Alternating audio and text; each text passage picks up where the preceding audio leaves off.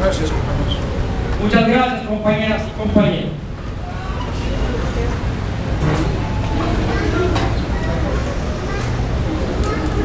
En este contexto, en el país del terror, muerte, hambre, desempleo, huelga, caos, a la que nos ha llevado la ultraderecha del PAN, es que se van a realizar los comicios del 1 de julio. 4 candidatos a la presidencia. ¿Por quién votar? ¿Por quién? ¿Qué dice en sus planteamientos presentados ante el Instituto Federal Electoral? Los documentos denominados Plataforma Electoral. ¿Qué dice el licenciado Enrique Peña Nieto? ¿Qué dice el licenciado Andrés Manuel López Obrador? ¿Qué dice la licenciada Josefina Vázquez Mota? ¿Y qué dice el señor Gabriel Cuadri de la Torre? Podrán diferir en los programas de carácter social, podrán diferir en la forma en que se presentan. Unos afirman que van a sacar a México del atraso en que se encuentra. Mejor dicho, todo lo dicen. Pero si uno va a lo medular, a la esencia de sus programas, descubre inmediatamente que no hay diferencia, ninguna diferencia en el planteamiento programático económico. Los 4 dicen que van a continuar con la política que nos mantiene en lo que se llama la estabilidad económica. Pero la estabilidad económica significa altas ganancias para unos cuantos. La estabilidad económica significa pobreza para la inmensa mayoría de mexicanos. 83 millones de pobres es el resultado de esta política. Y ya dijimos 31 millones en el desempleo, subempleo o en el empleo temporal. Con el campo abandonado. Hoy mismo en la prensa los campesinos se quejan amargamente de que no hay precio para el maíz porque están trayendo maíz de Sudáfrica. Recientemente, noticia de hoy, el maíz de Sudáfrica invade el mercado nacional. En lo medular, pues, en la estabilidad macroeconómica, todos plantean exactamente lo mismo. La estabilidad macroeconómica quiere decir el control del déficit público. ¿Qué quiere decir el control del déficit público? Obligar al gobierno para que no gaste o gaste lo menos posible.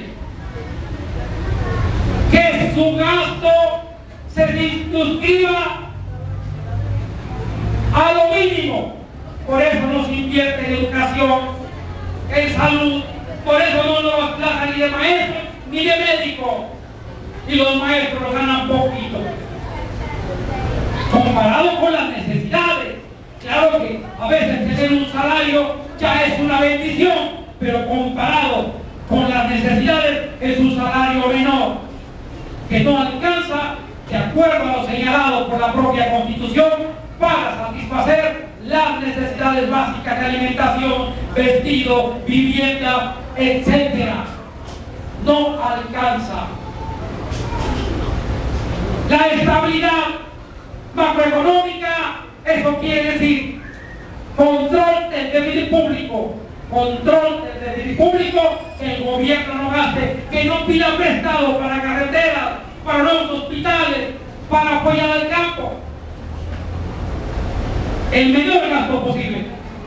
Que no puede el gobierno manejar sus propias variables, porque además el Banco Central se encuentra manejado por organismos económicos internacionales al servicio de los Estados Unidos, como el Fondo Monetario Internacional y la Banca Mundial. Eso quiere decir, y estas variables tienen que ver con la paridad peso-dólar. Temas económicos a los que debemos estudiar con profundidad. Temas económicos sobre los que hay que volver una y otra vez. La paridad peso-dólar tiene que ver con la capacidad de exportar, con la capacidad de un país de vender sus mercancías hacia el exterior. Por eso no vendemos por esa paridad con un peso sobrevaluado, y por eso la industria también está acotada. Pero sí entran al país mercancías que vienen de Estados Unidos, pero que tienen su origen en China. Y todo el mercado está invadido por productos de China que han quebrado la industria nacional. Por eso tenemos que insistir en que la política monetaria, no la política económica en lo general, sino la política monetaria debe cambiar. Y el primer cambio que exigimos es que regrese el control del Banco Central a manos del gobierno, para que éste pueda tener la posibilidad del manejo en beneficio de la nación de las variables monetarias, del manejo de la inflación, de la paridad peso-dólar, del circulante monetario, que hoy en México todavía mantienen altas las tasas de interés, lo cual también inhibe los empréstitos, es decir, que nadie pida prestado y que la industria, que la empresa, que el comercio siga empequeñeciéndose, en restricción. Por eso, cuando nos preguntan por quién votar, nosotros decimos: lo único que sabe el movimiento de Unidad Popular, y esa es la propuesta que yo lanzo para discutir, lo único que tenemos que estar seguros es ni un voto al PAN por partido asesino, ni un voto a la extrema derecha. Y esa será la campaña que vamos a realizar en Querétaro, claro, también, donde además vamos a desenmascarar a los falsos redentores, a los que se presentan con careta de izquierda, pero que tienen el pensamiento neoliberal, como el señor, para algunos va a ser desconocido, pero para los queretanos los van a ubicar como José Luis Aguilera, el hijo de otro personaje con el mismo nombre, pero fallecido políticamente. Vamos a desenmascarar a falsos redentores como ese personaje de pacotilla. Vamos a decirle al pueblo que ha llegado la hora de sacar de Los Pinos al Partido de Acción Nacional, a cerrarle la puerta a esa señora enclenque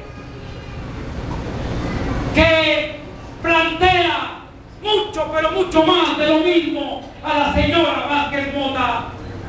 Porque esta no es una pelea de género. No se trata de que una mujer hará las cosas diferentes.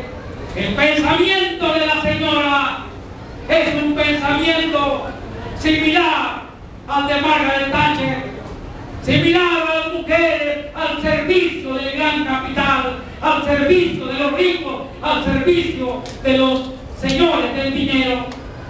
Y vamos a denunciar los crímenes, y vamos a denunciar ante el pueblo, a recordarle, mejor dicho, esos 60.000 asesinados, la pobreza y el hambre.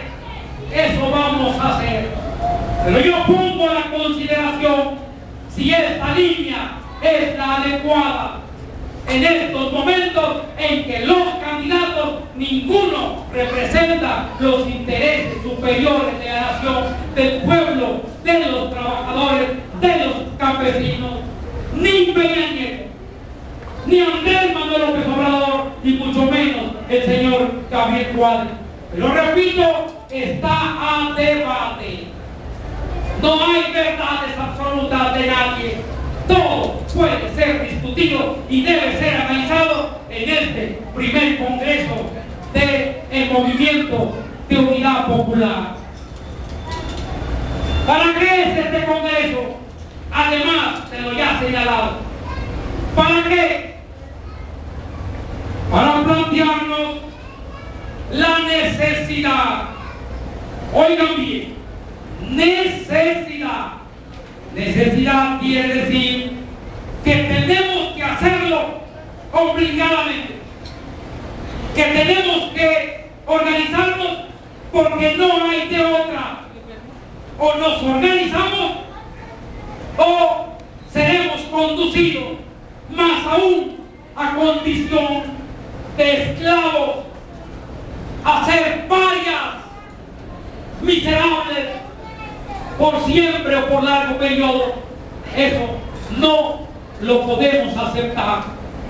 Necesidad de una organización popular que debata, que discuta, que analice, una organización que lleve a todo el pensamiento que han querido esconder, sobre todo a partir de la década del 90. El pensamiento de los que nosotros llamamos los maestros del proletariado. El ilustre Carlos Marx, habrá que leer su obra monumental El Capital. Gramsci, con su obra Los cuadernos desde la cárcel. Mariátegui, con sus 7 ensayos de la realidad latinoamericana. Habrá que estudiar a Lenin, el estado de la revolución. Habrá que estudiar a Lenin para saber de estrategia y de táctica. Habrá necesidad de estudiar a un pensador ilustre, a Vicente Lombardo con el Toledano, el mexicano ejemplar de su tiempo, el que planteó con claridad de que México tenía una tarea histórica, sus fuerzas políticas, la de liberar a la gran nación de Hidalgo, de Morelos, de Benito Juárez, de Zapata y Villa. Esa es la tarea, porque la condición, enseñó Lombardo, la condición de México, cuando lo dijo, era la de ser un país semicolonial. Esa condición semicolonial, después de 30 años de neoliberalismo, se ha ahondado. Somos más semicolonia hasta el grado de que